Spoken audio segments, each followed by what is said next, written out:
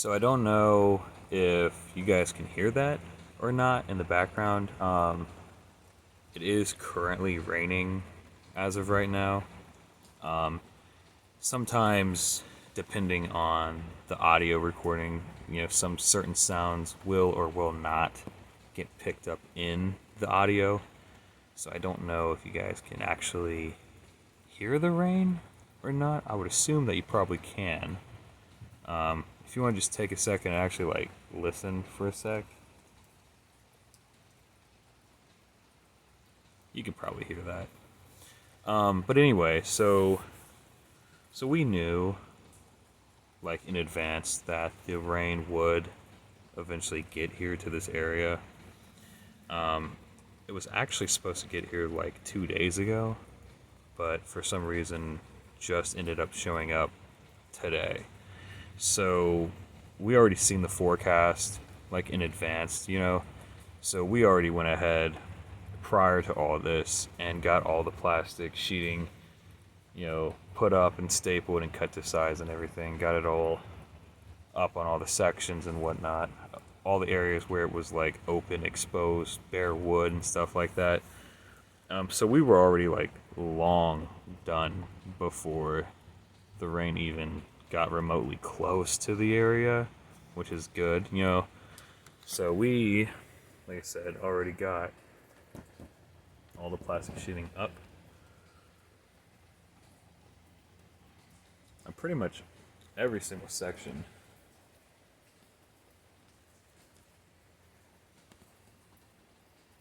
Well, at least all the sections that are actually exposed. You know what I mean? And I've been in here for a while now, way before the recording. And I was kind of walking around, looking up at the ceiling and stuff like that, and the tops of the walls, kind of just looking and checking to make sure no water was actually leaking in and stuff like that.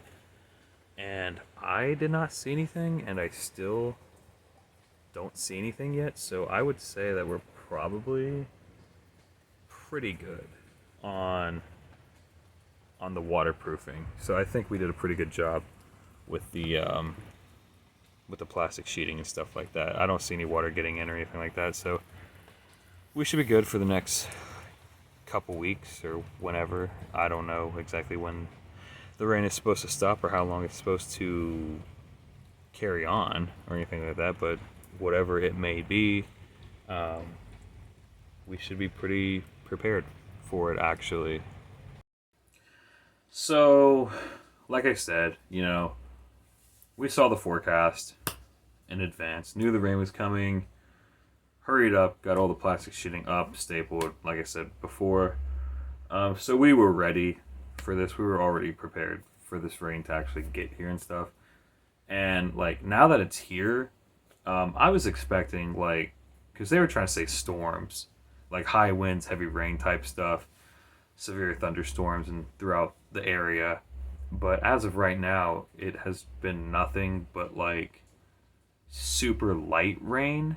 So I don't know if they got the forecast wrong or maybe it is hitting harder in certain areas and just not here. I have no idea. But as of right now, it is a very light rain with no wind at all. So who knows? But even if it gets nasty and the rain gets heavier and the wind gets stronger or something, we should be good. That plastic sheeting should hold up. I mean, we've got quite a few staples in it. I don't think it's really going to go anywhere. Fingers crossed, right? Knock on some wood. No, we should be good. We should be good, guys. And then I wanted to talk about, that front finally got refaced and flattened, like I was talking about in the previous videos. And we're pretty much more than halfway done with the left side. It goes all the way to the front of the trailer to that left corner, and all the way back to the divider wall between the bathroom and the kitchen. So that's more than halfway. That's 80% done with the left side wall. And then now the front wall is completely done on the face. And we've already started going down the right side wall. As soon as we get to the same exact spot to that bathroom kitchen divider wall, the left side, then we can start on back here in this area, doing the kitchen, the back kitchen, bathroom wall with the hallway wall, and then this back bedroom right here. Get all this done in one go. And then pretty much all the framing is done. Like at that point, you know what I mean? It is pretty freaking impressive, honestly. It moved not that slow. It really didn't move that slow. Not once we started getting in the material and all the supplies and stuff like that. It started going by fairly quickly, actually. So I think that the October fall timeline to get all the framing and stuff and all the OSB panels put on the outside and house wrapped and stuff like that, I think that's still very doable before fall gets here. I think all the framing should pretty much be done. Like at that point, I think we're fine with the timeline. And like I said, we're in the back bedroom now. I'll show you real quick. So in the back bedroom, we got this weird three window thing that we got going on. It had something similar going on in the front, as you can see in some of the other videos. So just like we did with the front, we flattened it out and just flat faced it, right? And put two windows back in. Those windows are cut for 36 by 36 inch windows, which is really just the cut for the rough opening. The windows themselves are actually sized to like a 35.5 by 35.5, okay? I don't know if we're going to go exactly that big of a window in the bedroom. I don't think we are. But we're either going to do either a 2 window or a 1 window in the bedroom. But they're definitely not going to be as big as those windows out there, because that's a pretty big window, especially in a bedroom where you don't really need that, because you're going to have the TV and all that light's going to try to bleed through the curtain and glare off the TV screen and stuff like that. And, it's just not necessary. So thinking just 2, maybe even just 1 window in here should be fine.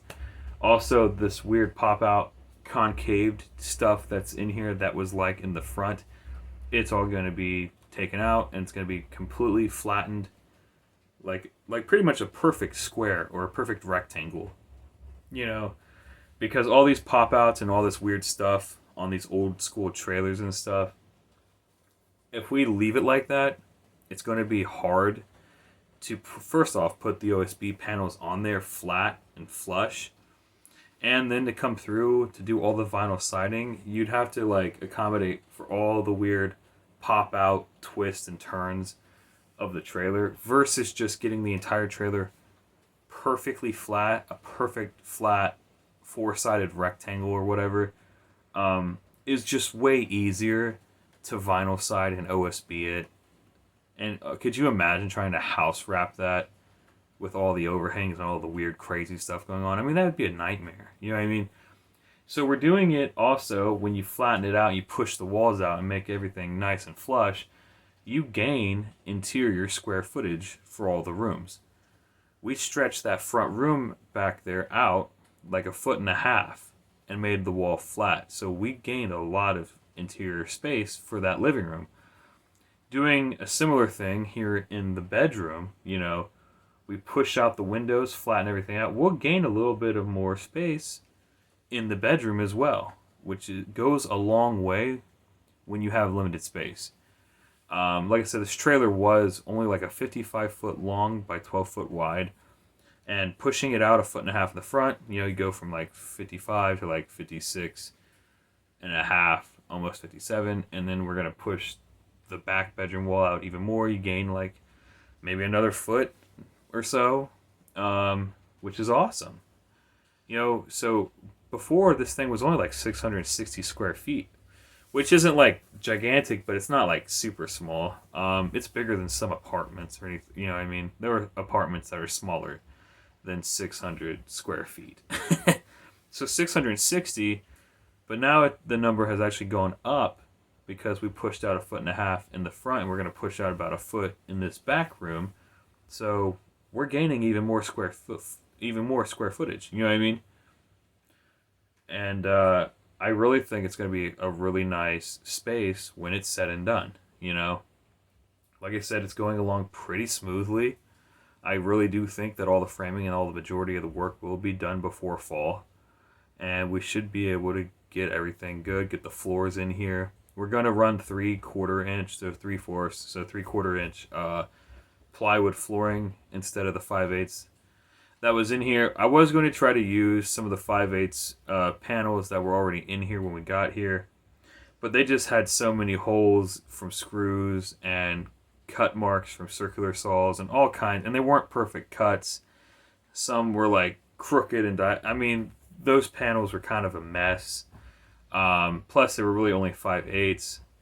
I think by starting fresh and going to like a 3/4 inch brand new 4x8 sheet of plywood, I think we're going to eliminate a lot of the issues that we would have ran into if had we tried to run the standard 5/8 sheets that were already